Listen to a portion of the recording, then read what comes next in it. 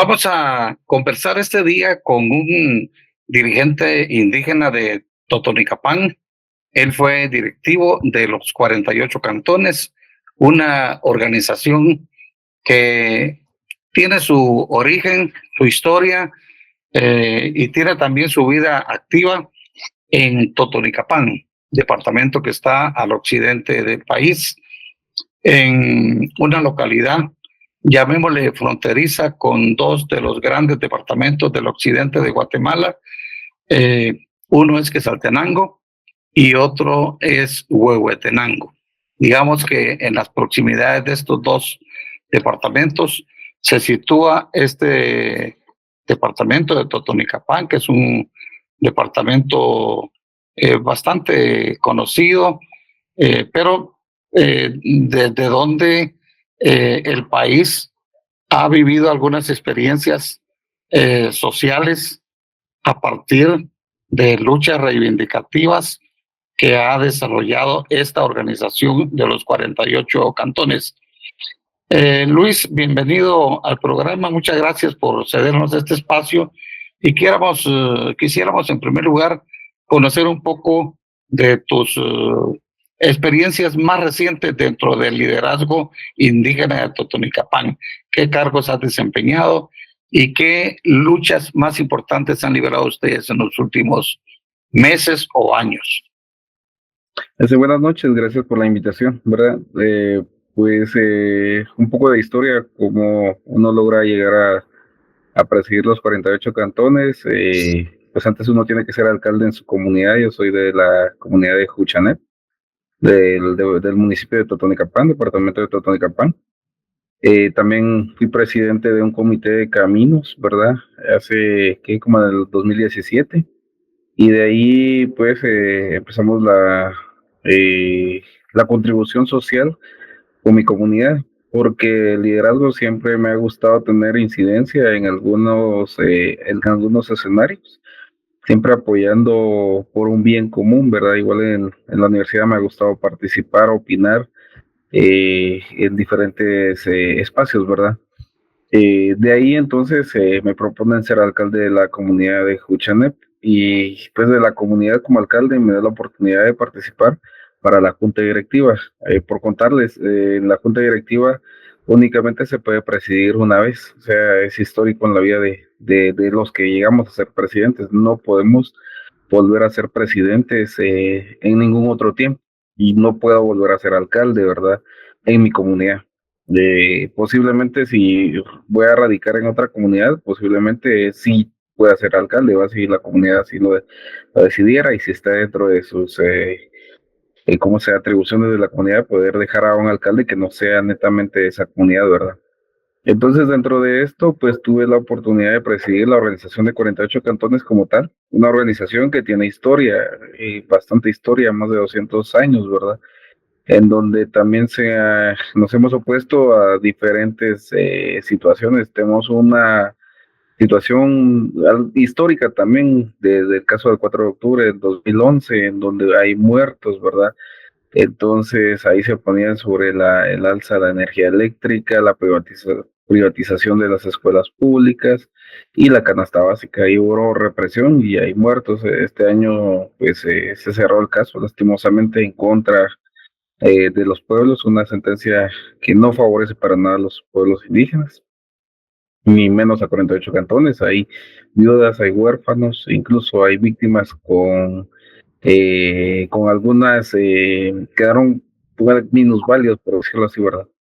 Entonces, eso es parte de lo que puedo contar y pues les vuelvo a repetir, liderar 48 cantones dio la oportunidad de mostrar las capacidades que podemos tener cuando hay una buena voluntad y una buena convicción de poder contribuir en beneficio de la población de Guatemala, porque la organización de 48 cantones pues ya trae la historia y esto lo he repetido no solo aquí, sino en varios espacios que es como un estado que necesita de personas con esa convicción, aparte de la capacidad, para poder llevar una buena gobernanza, ¿verdad?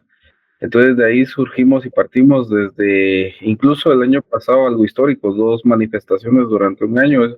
Llevamos una manifestación en el mes de marzo en contra de algunas leyes que estaba impulsando la SAT, y logramos detenerlas, ¿verdad? Y de ahí partimos con las demás manifestaciones, tomando en cuenta ya los procesos que traía anteriormente 48 cantones.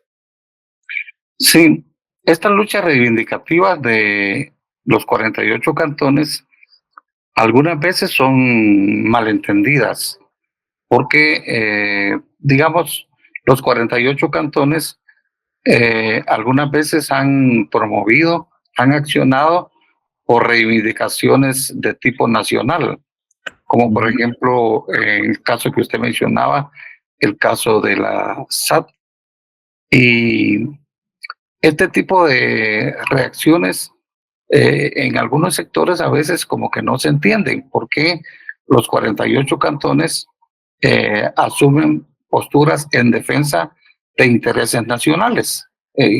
Pienso que esto es positivo, pero algunas personas, algunos grupos no lo entienden y sirven como base como para irle de algún tipo de acusación o de descalificación a los 48 cantones. Claro, esto pues no surge solo para la organización de 48 cantones, surge para todos aquellos actores que buscan un beneficio común, o sea, llevar a cabo algo en beneficio de la población.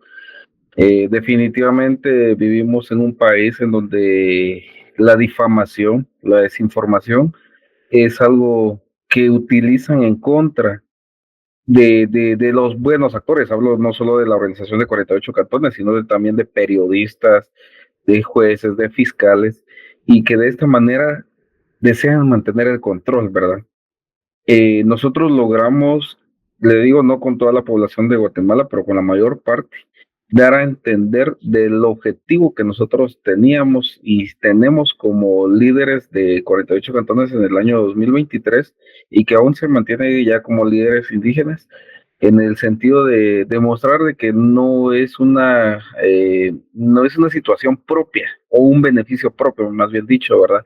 Sino que es un beneficio para todos. Por ejemplo, la oposición a la SAT fue por la iniciativa 6165, si no estoy mal, si no bien acuerdo, donde querían imponer impuestos para todo el sector informal.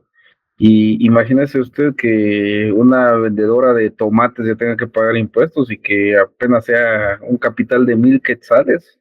O sea, y nosotros fuimos claros en decir, no es que nos opongamos a los impuestos, sino que lastimosamente aquí no los utiliza bien el Estado, sino que sirve solo para robárselos, porque no tenemos una calidad de salud, de educación, las carreteras. Entonces, nosotros demostramos de que no, pues nuestra posición no es de que no queramos pagar impuestos. En los países desarrollados, pues los impuestos están casi al doble que acá en Guatemala, ¿verdad? Pero sí se ve que lo están utilizando para el beneficio al final de la población. O sea, eso no es malo. Si así se utilizaría acá, pues yo creo que todos incluso quisieran que se aumenten los impuestos, ¿verdad? Sí, en estos mismos días hay mucha crítica hacia la SAT porque casi hay una persecución contra los pequeños y medianos comerciantes Ujú. con tal de cargarles impuestos. Como por ejemplo, yo revisé hoy día en el Face que apareció una fotografía de una de las empresas que se dedican a, a trasladar encomiendas. Sí, sí, Y decía esta empresa que ahora cualquier encomienda que se reciba, si no tiene factura, que no se la van a poder trasladar a otro departamento, a su familia, a su amigo, la necesidad que tengan de enviar unas medicinas o de enviar pues algún producto, un libro, qué sé yo. El asunto es que no solo es esto, sino que también siguen aquellos intentos de ponerle impuestos a la economía informal, a los vendedores de mercados. exacto. ¿Verdad? Entonces, viene por lo que usted señala en el sentido de que en ese tiempo los 48 cantones reivindicaron pues esa lucha para que no se castigara con más impuestos a la economía informal y de ahí vino esa protesta. Y yo creo que esto es positivo, y yo siempre que lo he mencionado, pues lo he visto como un hecho de solidaridad muy positivo por parte de los 48 cantones que reivindican o que buscan la solución de problemas nacionales, cosa que también deberían de hacer los sindicatos o el magisterio, por ejemplo, que ya no tiene ninguna reacción frente a las necesidades y a los problemas de la población. Solo ven el interés de su nariz, pero no ven el interés colectivo, el interés nacional.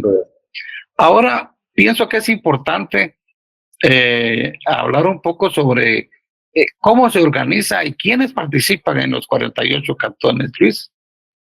Mire, como le comentaba, aparte de esto, o sea, la historia es grande, pero se la voy a tratar de resumir. Participamos alcaldes y vicealcaldes de las comunidades. Únicamente son los dos puestos que se pueden proponer para ser parte de la junta directiva. La junta directiva está compuesta de 9 integrantes y en mi comunidad, bueno, en todas las comunidades se decide o es el alcalde o el vicealcalde el que debe de representar para estar dentro de la junta directiva. Y esto se hace en una asamblea, una magna asamblea de alcaldes, y en esa magna asamblea participan las autoridades actuales, o sea, las salientes y las entrantes, pero los que eligen la junta directiva son las salientes. Únicamente se da 2 minutos para la presentación y los votos se hace así con boletas públicamente, se transmite y en ese momento eligen a la comunidad, no a la persona, a la comunidad. Entonces uno representa a su comunidad, no representa, no, yo no representé a Luis Pacheco, yo representé a Cantón Juchanet, que está compuesto por más de 4,000, 5,000 personas, ¿verdad? Entonces, es una legitimidad que se da ahí en el hecho de la forma en la cual uno llega a representar ahí. Entonces, eh, somos 9 comunidades dentro de la junta directiva y todos somos alcaldes. O en su defecto, si no es el alcalde que participó, es un vicealcalde, pero jerárquicamente tenemos el mismo cargo en nuestras comunidades, ¿verdad? No puede participar un promotor o un alguacil, ¿verdad? Sino que los alcaldes o vicealcaldes, y no pueden estar dos representantes dentro de la junta directiva, es decir, yo no puedo estar como presidente, como alcalde, y mi vicealcalde estar como secretario o ocupando otro puesto dentro de la junta directiva, sino que tienen que ser comunidades distintas. Muy bien, Luis. Ahora, hay una cosa que es muy importante, es el papel que jugaron los pueblos indígenas en los meses anteriores, después del triunfo del actual presidente Bernardo Arévalo el 20 de agosto. A partir del 20 de agosto hubo muchos intentos para impedir que el nuevo gobierno tomara posesión, ya que el triunfo de Bernardo Arévalo fue un triunfo inesperado, porque el llamado pacto de corruptos, que es el sistema predominante en el país, donde hay sectores que han tenido la hegemonía del poder político y económico durante mucho tiempo. Entonces estos sectores esperaban el triunfo de otros candidatos, como por ejemplo Manuel Conde o Sandra Torres, o bueno, pero nunca se esperaron que triunfara un partido pequeño y un candidato que no aparecía encabezando las encuestas. Entonces, a partir del 20 de agosto empezó una actitud de tratar de impedir que Bernardo Arévalo tomara posesión el 14 de enero de este año. Y el proceso de oposición a Bernardo Arévalo lo encabezó la fiscal general Consuelo Porras. Entonces, los 48 cantones, digamos que encabezaron, o se les vio, digamos, en la vanguardia de ese movimiento de defensa de la democracia, de defensa del voto. Pero participaron en ese mismo propósito otras organizaciones indígenas, y luego el movimiento no solamente absorbió a población indígena, sino que también hubo sectores de la población capitalina, de las áreas urbanas del país, que se sumaron. Entonces se generó un movimiento grande a nivel nacional que finalmente, y con el apoyo de la comunidad internacional, logró impedir que se diera ese golpe de Estado que se estaba fraguando contra Bernardo Arévalo. Yo entiendo que actualmente Luis Pacheco no está como directivo en los 48 cantones, pero sí tuvo una participación destacada en ese movimiento. Entonces, ¿cómo ha continuado la relación con el gobierno? Luis Bernardo Arévalo tomó posesión y da la impresión de que, digamos, no ha correspondido el gobierno a la lucha que liberaron los pueblos indígenas en cuanto a que hayan tenido hasta el momento una participación muy activa, connotada en el gobierno actual. Entendemos que es un gobierno que está empezando, apenas llevan 120 días en el gobierno y que falta mucho tiempo todavía, y que en el proceso yo pienso que Bernardo Arévalo, digamos que tiene una actitud de reconocimiento de los derechos, de los intereses de los pueblos indígenas en general. ¿Será que continúa siendo una base de apoyo los pueblos indígenas al actual gobierno, Luis? Mire, es el primer gobierno que tomó posesión con un gran respaldo social, que se lo dijo claramente, esto se volvió defensa de la democracia, nuestra consigna. Yo le cuento y se lo digo, o sea, 48 cantones tiene historia, pero también así como ha tenido historia, a veces ha sido pasiva. Y esto ha correspondido porque se necesita de una persona que tenga esa capacidad para poder liderar 48 cantones o un país. O sea, aquí también tenemos que entender eso. El gobierno, pues, a veces uno desconoce qué estrategias tiene, ¿verdad? Y si las tenía, porque hemos analizado de que no estaba preparado para tomar posesión, no se lo esperaba, no se lo esperaba. El análisis que hemos hecho con otras personas era de que estaban analizando este año ver hasta qué puesto llegar, ¿verdad? En competición, y pues tal vez en el 2028, ¿verdad? Algo por ahí estábamos viendo, pero definitivamente no supo tomar ese respaldo social cuando tomó posesión, que lo tenía grande, no es que ya no lo tenga, pero sí está bajando ese respaldo. ¿En qué sentido? En el sentido de que los pueblos indígenas hemos defendido, y lo digo claramente y lo he dicho, no tanto al movimiento Semilla o al presidente y vicepresidente, sino la democracia. Y esto se refleja en que todos aquellos que fueron electos tomaron posesión, alcaldes, diputados, todos, ¿verdad? Entonces, nosotros lo hemos recalcado, y hago esta referencia porque muchas personas, incluso profesionales, hacen la crítica de decir es que 48 cantones apoyó a Semilla. No es cierto. Defendimos la democracia y por eso están, incluso los diputados que no quisiéramos que están y tomaron posesión, ¿verdad? Pero las estrategias, y le vuelvo a repetir, el hecho de que no se ha visualizado a algunas autoridades, no lo digo por mí, la verdad que no lo digo por mí, sino que hay otras autoridades legítimas, que tienen el respaldo del pueblo, no estén en contribución con el gobierno, le ha bajado la credibilidad en decir, bueno, se está tomando a las autoridades indígenas o a líderes indígenas. Entonces, eso como que afecta un poco, y los pueblos dicen, bueno, estamos cayendo a lo mismo de todos los gobiernos, nos utilizan para llegar al poder y pues de ahí se olvidan de nosotros. Y tal vez el presidente no lo está viendo de esa manera, tal vez él no lo hace con ese sentido, pero definitivamente se está viendo de que por ese camino está o por ese rumbo está, y de ahí se pierde la credibilidad porque, mire, el pueblo respalda, lo vivimos del 2 de octubre hasta el 14 de enero, un respaldo a nivel de Guatemala.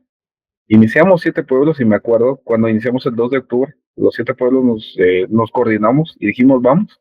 Y fue increíble cómo la población se fue uniendo, o sea, la población vio esa convicción y vio esa necesidad y dijo, bueno, nos sumamos y vámonos. Eso debería de estar pasando ahora con el presidente. Él tendría que ser el principal actor de la unidad para los pueblos indígenas.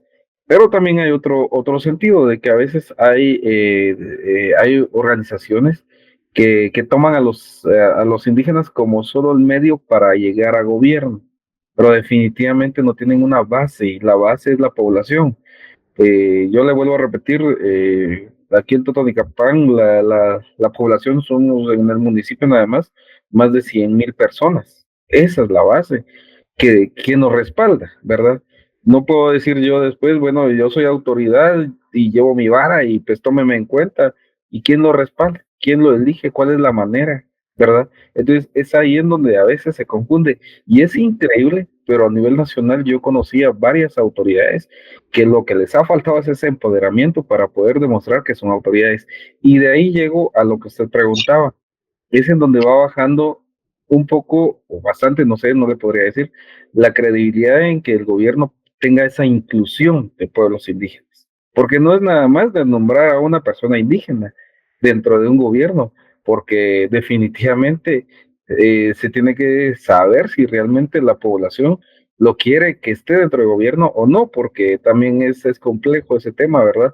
Pero a veces se desconoce mucho el tema internamente de Guatemala. Y yo lo he repetido, he hecho varias veces, que de esa manera podríamos tener más la inclusión de las autoridades, porque definitivamente yo le digo algo, el único que puedo decir que ahorita está integrando parte del gobierno es el gobernador de Sololá. ¿Por qué? Porque las autoridades indígenas le solicitaron al presidente la participación de él, ¿verdad? Entonces tiene un respaldo de autoridades indígenas. Mientras tanto, los demás sí son indígenas, no los desacredito, pero no tienen un respaldo de autoridades indígenas que sí estén verificando el buen funcionamiento y el buen actuar de este funcionario público, ¿verdad? Entonces es de ahí en donde se tienen que ir determinando ciertas acciones y ciertas estrategias para ir mejorando el trabajo juntamente con la población. Los pueblos indígenas le pidieron al presidente algún ministerio, algunas posiciones. Fíjense que como 48 cantones, hasta este momento que yo sé, no. No, porque fíjese que es como que nosotros venir y nuevamente buscar un trabajo. O sea, no es el sentido. El sentido muchas veces, y tal vez es lo que a veces no se interpreta, es decir de que se espera del presidente decir, bueno, necesito la colaboración de ustedes y veamos en qué espacios pueden contribuir con el gobierno, ¿verdad? Es distinto a pedirlo, porque el hecho de pedirlo también es como que buscar un trabajo, buscar un espacio. Entonces, capacidades hay y es lo que se ha dicho y se ha recalcado. De esta manera se ve incluso la buena voluntad de un gobierno en poder hacer la inclusión más participativa. Y es lo que pasa, yo le digo aquí en 48 cantones, a uno lo invitan a ser autoridad, no uno lo pide.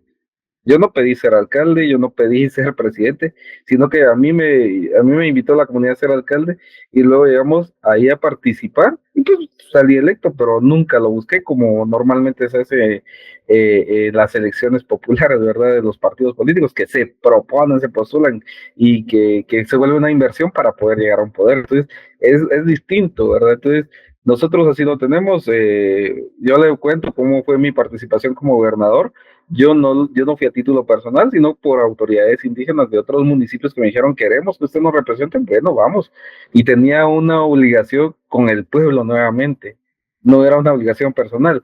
Y por eso yo les decía a muchos, no hay un compromiso directo con el gobierno, nunca lo busqué, porque a mí me gusta trabajar con el pueblo y si tengo un respaldo de pueblos indígenas, me voy a sentir con más obligación de responderle al pueblo, no a un cierto sector, ¿verdad? ¿Y a quién nombraron finalmente como gobernador en Totonicapán? A Delfina, la secretaria del partido del Movimiento Semilla. Ujú. ¿Ustedes están satisfechos con ese nombramiento? Mire, hay muchos cuestionamientos y muchos rumores y por eso le vuelvo a repetir, lo que muchos rumores decir, bueno, caemos a lo mismo porque es parte del partido, tuvo que ser nombrada ella, ¿verdad? Entonces, es en donde le resta credibilidad también a los procesos, ¿verdad? Ujú. Incluso yo estuve en otra entrevista y decía, al inicio eran procesos legales y todo, y que al final pues nombraron así directamente a los gobernadores, como que el proceso otra vez cambió a lo que se venía. Bueno, mire, respecto de lo que usted decía, no es realmente negativo que un sector,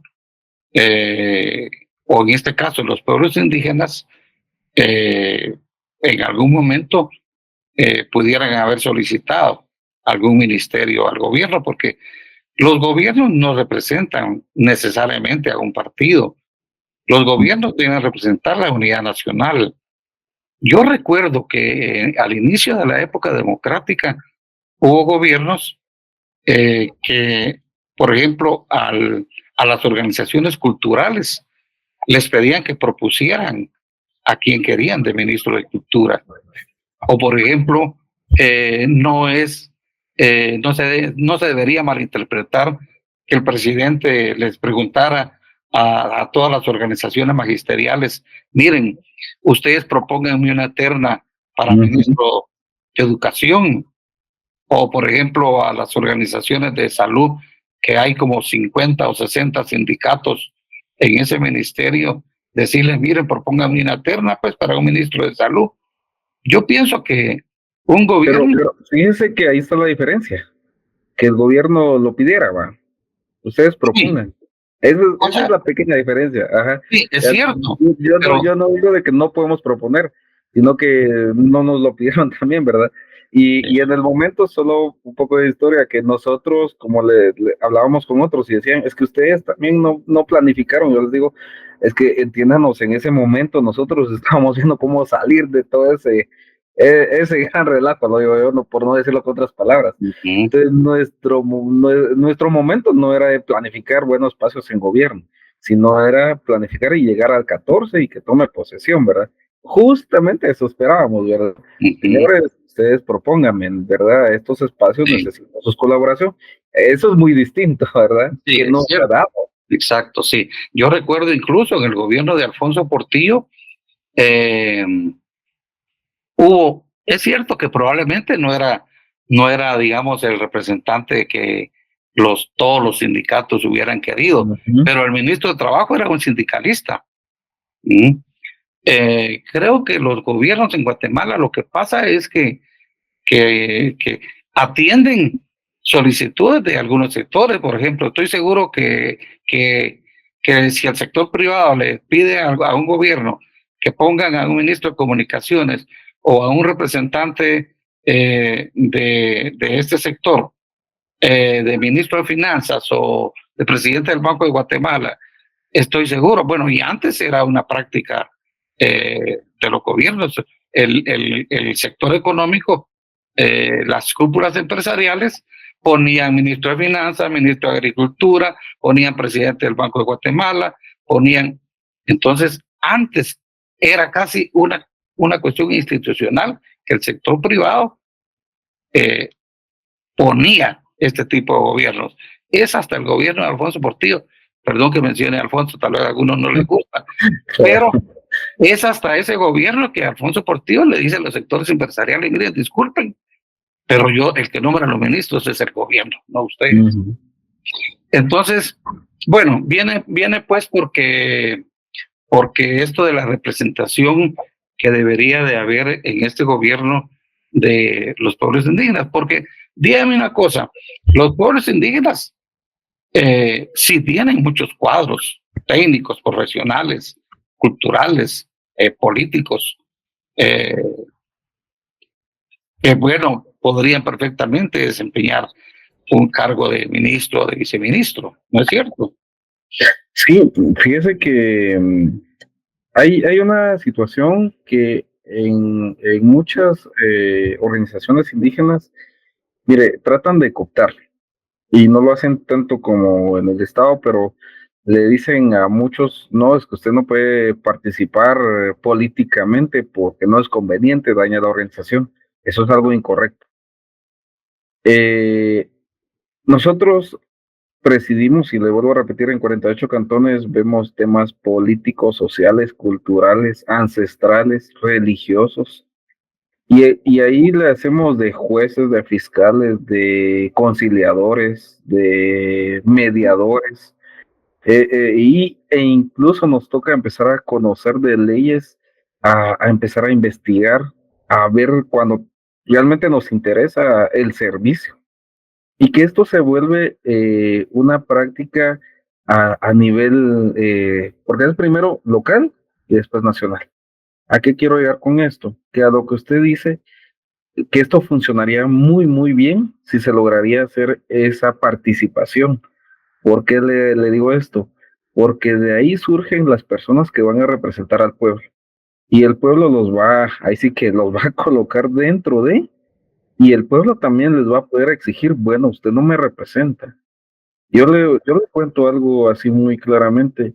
Si yo no hubiera servido de la mejor manera como presidente de 48 cantones, primero le hubiera faltado a mi familia. O sea, ¿dónde queda el honor de la familia? Segundo, no, tal vez a Dios, porque Dios es el primero, luego a la familia. Segundo, ¿cómo dejaría yo posicionar a mi comunidad? Yo definitivamente no podría estar en Totonicapán ni en mi comunidad porque me verían, bueno, él es el que traicionó al pueblo. Él estuvo ahí haciendo esto. Entonces se crea esa conciencia social. Y acordémonos que dentro de los servidores, dentro de los funcionarios públicos, ellos son servidores del pueblo, ¿verdad? Entonces se tiene que tener esa conciencia, con la gran diferencia de que se tiene el sueldo. En 48 cantones todo se hace ad honorem y se tiene que hacer bien. Y nosotros somos más fiscalizados. Y cuando no se funciona bien, o se remueve a las personas, o simple y sencillamente cuando se termina el cargo, son vistos como aquellos que no nos sirvieron para servir. Así, ¿verdad? A Dios gracias, nosotros demostramos de que teniendo una institución, una organización como tal, y teniendo esa convicción se pueden hacer buenos cambios en beneficio de la población. Entonces ahí llegamos a que esto se mantiene y muy difícil lo cambiamos, muy difícil. Pero también entrar en un sistema ya a nivel de gobierno también es complejo. Pero si se tiene un respaldo de la población, creo que se puede ir minimizando esos riesgos, ¿verdad?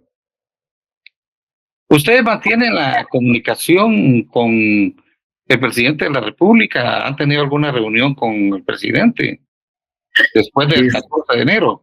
sí, sí, tuve la oportunidad de tener 30 minutos de plática con él, porque ya cuesta también, entiendo que la agenda de él está llena, ¿verdad? Pero para seguir tratando de fortalecer lo que hemos logrado ganar, esta democracia, que esperando que él logre asentar estos precedentes, porque definitivamente también entiendo de que en 4 años no vamos a cambiar esto, y yo lo he dicho, en 100 días también no vamos a esperar mucho, ¿verdad? Pero por lo menos ir viendo un poco, un par de acciones más contundentes y viendo que sea en beneficio de la población, ¿verdad? Lo que usted dijo del sector privado, creo que todavía sucede actualmente, tal vez no con la misma magnitud, pero actualmente ellos tienen bastante poder, por decirlo así, en decir, bueno, quiero que tal persona ocupe tal puesto y así estaría. Yo creo que si fuera parte de ello, ya estaría dentro de los funcionarios de públicos del Estado, porque lastimosamente así estamos, pero como le vuelvo a repetir, la población también somos los que elegimos y tenemos esa facultad de poder decidir también para los puestos que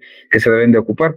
Lo que hemos logrado ganar actualmente es poder tener estas pláticas, estos diálogos, porque definitivamente si no, o sea, son un poco delicados todavía, la verdad que es un poco complejo ahorita, pero es menos. Y lo otro, la apertura al gobierno en poder escuchar a la población en decir, bueno, esta persona sí puede seguir ahí o no puede seguir, lo hemos visto con la destitución de algunos ministros, ¿verdad? Se han llegado a quejas y al final los ha cambiado solo por utilizar recursos del Estado. Entonces da indicios de buena voluntad de hacer los cambios, ¿verdad? ¿Cómo han visto ustedes que después de tanta lucha que se dio para que se removiera a la fiscal, hasta la fecha no haya sido posible que la fiscal renuncie o que se le destituya. Pues es un tema complejo. Fíjese que yo le digo para que yo aceptara esa consigna, que así le llamamos acá en Totonicapán, porque a mí me lo empezaron el Consejo de Alcaldes a través de la Asamblea, decían, miren, aquí están haciendo esto, y son tales actores. Fueron casi 9 reuniones, ahí están las actas, y por eso yo mantengo y sostengo de que no son decisiones personales, sino son decisiones colectivas. Pero yo les decía al consejo, pues esto es una situación de voluntad, si no quiere renunciar, no va a renunciar. Entonces, pero incluso ahí decían, bueno, ¿lo van a hacer o no lo van a hacer? Bueno, está bien, intentémoslo, y fue cuando nos coordinamos. Vemos de que en un momento de coyuntura se hizo una reforma, o se hizo un reglamento, en donde se veía un avance, porque teníamos una fiscal en favor del pueblo, ¿verdad? Pero que al final nos está afectando ahora. Pero también he escuchado a muchos analistas, muchos constituyentes decir, no, pues si la constitución es la máxima, la ley magna, ¿verdad? Entonces sí la puede hacer el gobierno. Pero creemos de que a veces hay que tomar decisiones que pueden ser incorrectas, pero que va a favor del pueblo, pues lógicamente el pueblo lo va a respaldar, corriendo un riesgo de que cierto grupo lógicamente va a difamar todo esto y va a tratar de desinformar. ¿A qué quiero llegar con esto? De que definitivamente pueden haber acciones, pero que también son acciones fuertes para tomar estas decisiones que se deben de analizar, porque si vamos por el tema legal, definitivamente no se va a poder. Y así como lo están llevando ellos con la reforma, con todo esto, va a ser muy complicado, ¿verdad? Entonces la justicia en todos los estados es muy esencial, ¿verdad? Es muy principal la justicia para poder seguir con los desarrollos, porque si no, no vamos a cambiar casi en nada aquí en Guatemala. Ustedes tuvieron una reunión con la fiscal. ¿Estuvo usted en esa reunión? ¿Qué pasó en esa reunión, Luis? Porque ¿Qué año? ah, Este año no. este año yo creo que hubo una reunión que aquí la publicitó mucho la fiscal, pero después se aclaró que ella había engañado a los dirigentes indígenas para llevarlos a una reunión que más que todo tenía el propósito de utilizarlos. Fíjese que la Junta Directiva de 48 tuvo una reunión, pero no estuvo la fiscal. Estuvieron representantes, sí.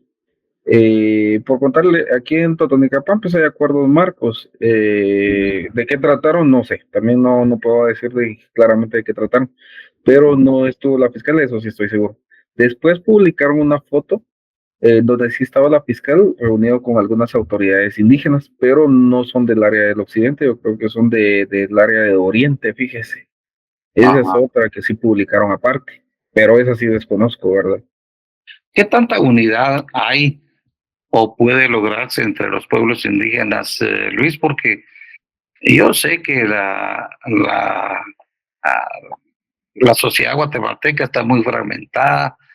eh, la izquierda guatemalteca prácticamente no existe, eh, pero los pueblos indígenas han sido siempre una esperanza de cambio y pues creo que en algún momento probablemente sería un factor determinante para que en Guatemala o avance la democracia o retrocedamos y se instaure un gobierno autoritario, una dictadura legal como existe en otros países. Pero qué tan unidos están los pueblos indígenas para por lo menos mantener la comunicación, mantener ciertas reivindicaciones comunes y, bueno, representar algún tipo de demanda, pues de posición, porque los pueblos indígenas, pues tradicionalmente han sido los que han sido más afectados por la destrucción, por el desempleo, por la exclusión de la salud, etcétera. Fíjese que la unidad siempre se ha traído. Póngale con el Parlamento Xinca, cuando les dieron un estado de sitio, 48 cantones los fue a apoyar. Cuando soy Chile siempre se ha tenido comunicación con Santa Lucía, con Sololá. Y es increíble, pues ahorita Chichicastenango también que ya se unió, de San Cristóbal Totonicapán. Acá en Totonicapán, departamento, los 8 municipios tienen autoridades indígenas. El más reconocido es 48 cantones por la unidad y la articulación que se tiene, o sea, la forma de cómo se lleva a cabo todas las asambleas, eso es muy esencial para poder tener esa unidad. Pero se ha mantenido. El año pasado lo que logramos hacer es reforzar más esa unidad, es llegar ahí sí que a platicar, a sentarnos, miren, esto está pasando, llevemos esto, pero le vuelvo a repetir, necesitamos seguir empoderando a nuestras autoridades, a las futuras, a los jóvenes incluso, que vayan a ser autoridades o no, para que ellos mantengan esa convicción de la unidad, de la articulación, porque pues el pueblo es el que al final tiene que decidir sobre el bien que tenemos que tener, ¿verdad? Y lo que usted dijo es muy esencial, yo al menos lo mantengo y yo he visto que sí, al menos los 7 pueblos que yo reconozco y otras autoridades que siguen manteniendo comunicación, pues siguen ahí articulizados. A mí me llaman y me preguntan y yo les digo, sí, no tengan pena, ahí podemos apoyarlos en tal sentido. Aquí está el número del nuevo presidente, comuníquense con él, o sea, es una consigna que se tiene 48 cantones de seguir con esa unidad, ¿verdad? Para el bien común general. Entonces, eso sí se mantiene. Y de que se logre nuevamente articulizar, pues sí, pero va a depender también del liderazgo que se logre tener, ¿verdad? O sea, no, como autoridad indígena no tenemos que ver un beneficio propio, incluso ni como funcionario público, ¿verdad? Sino un beneficio común para todos, ¿verdad? Entonces, eso va a depender mucho de lo que se logra hacer, pero yo le vuelvo a repetir, no solo pueblos indígenas, sino los diferentes sectores de la ciudad capital, los mercados, las universidades, o sea, están tratando de retomar nuevamente lo que teníamos antes. Porque antes era el magisterio y la Universidad de San Carlos los que unían a la población de Guatemala. Ahora como que fueran las autoridades indígenas las obligadas a hacer esto, ¿verdad? Pero es por el sistema que va siendo cambiante. Entonces a eso quiero llegar, de que al final sí se tiene que seguir con la unidad y sí se sigue porque estamos ahí ¿cómo se llama? Con reuniones. Pero también es bueno que el presidente sea el que aperture estas mesas de diálogo con autoridades indígenas. Y no solo con las autoridades indígenas, con el sector privado, porque el año pasado se dejó aperturado eso, las mesas de diálogo con un presidente electo, con el sector privado y con las autoridades indígenas. Incluso en un par de reuniones que tuvimos estuvo el cardenal Ramacín. Entonces fue increíble porque había una participación inclusiva de varios sectores. Sí, algunos analistas creen que el gobierno ha perdido bastante apoyo social, eh, pero también consideran que hay tres, por lo menos, factores que están apoyando al gobierno y que son factores muy determinantes. Uno es Estados Unidos, sí, que continúa apoyando a Bernardo Arévalo. Otro sector son los jóvenes. Se cree que todo el segmento de los jóvenes que fue determinante para el triunfo de Bernardo Arévalo mantiene su respaldo al presidente. Y un tercer, no por el orden de menos importante, un tercer elemento de apoyo al gobierno serían los pueblos indígenas. ¿Usted estaría de acuerdo con esto? Porque lo que pasa es que uno observa que los sectores que están dentro del pacto de corruptos continúan trabajando muy activos y conspirando, ¿verdad? Pero cuando se habla de apoyo del gobierno, se habla de estos tres factores: Estados Unidos, juventud, pueblos indígenas. ¿Usted estaría de acuerdo con este esquema? Mire, por la forma en la cual tomó posesión el gobierno, sí, lógicamente se ve como que el pueblo indígena sí quería al doctor Bernardo Arevalo como presidente del partido Semilla, ¿verdad? Pero nosotros lo hemos recalcado, defendemos la democracia. Entonces, la democracia se defiende en todo momento. Ahorita que tomó posesión él, no significa de que ya estamos bien o de que no podemos ser vulnerados nuevamente. O sea, nuestros derechos pueden ser limitados si nuevamente se busca un golpe de Estado. ¿Y esto qué significa? Que nos toca venir y respaldar las buenas acciones del gobierno. Pero también se tiene que tener claro de que si él también no toma acciones en favor del pueblo, las autoridades y el pueblo indígena, entonces sí le pueden manifestar a él su rechazo. Y eso es muy delicado. Eso es muy delicado porque si bien es cierto, los jóvenes fueron uno de los principales que lograron hacer que Semilla lograra pasar, porque con las redes, con sus propaganda, y eso lo vemos, porque hay mucho joven ahorita como funcionario público, no es que también uno no sea, pero definitivamente así se nota y se ve, pues, y a veces, ahí sí que con el respeto que se merecen todos, todos nos merecemos, y no es faltar el respeto, pero es un análisis que hacemos.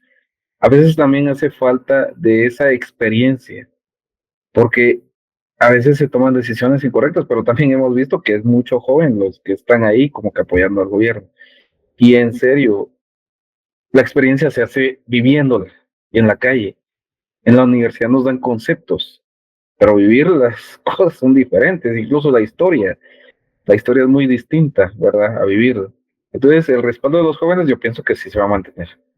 El respaldo no solo de Estados Unidos, sino de la comunidad internacional surge también a petición de los pueblos indígenas, porque el año pasado únicamente nosotros teníamos como un respaldo a la comunidad internacional, ¿verdad? Entonces de ahí se apertura ese respaldo ahorita para el gobierno, pero también, como lo vuelvo a repetir, si no se logra utilizar de buena manera este respaldo, pues puede ser que al final se quede solo con el respaldo de jóvenes. Porque la comunidad internacional, yo se lo cuento, yo vine de Ginebra, de la ONU, estuve allá y hablé con diferentes relatores, y ellos decían, es que admiramos la forma en la cual los pueblos indígenas lograron una manifestación pacífica, sin guerra. Eso es admirable. Y qué bueno que el presidente tenga ese discurso en apoyo. Entonces, se nota de que están respaldando por el pueblo indígena, ¿verdad?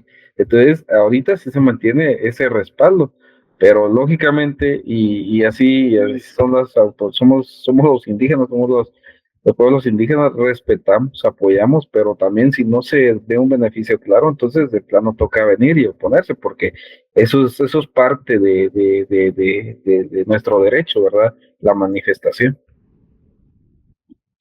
Bueno, Luis, pues ya estamos casi con el tiempo vencido. Eh, ¿Tenés algo más que agregar para No, finalizar? no, yo voy a agradecerles y pues con las debidas disculpas me acuerdo que yo creo que en octubre había invitado también a una entrevista, pero en esos momentos estaba más Mm, complicado, pero no, gracias por la entrevista y esperamos de que no solo sea responsabilidad de la población indígena, sino de todos los guatemaltecos, así como lo hemos hecho.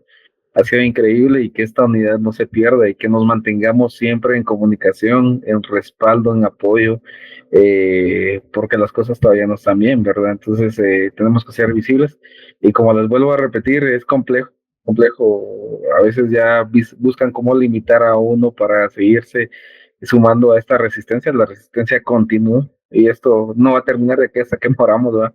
Porque de lo contrario estaríamos de acuerdo con todo lo que nos impongan y no se trata de imponer, se trata de beneficios propios. Entonces, yo les agradezco bastante y pues ahí estamos para servirles en lo que podamos. Muchas gracias a Luis Pacheco, expresidente de los 48 cantones, dirigente de los pueblos indígenas, por haber estado en el programa y lo esperamos en una próxima oportunidad. Muchas gracias a ustedes por su atención y nos vemos hasta la próxima. Hasta Con luego. gusto. Gracias, David. Bueno, Luis.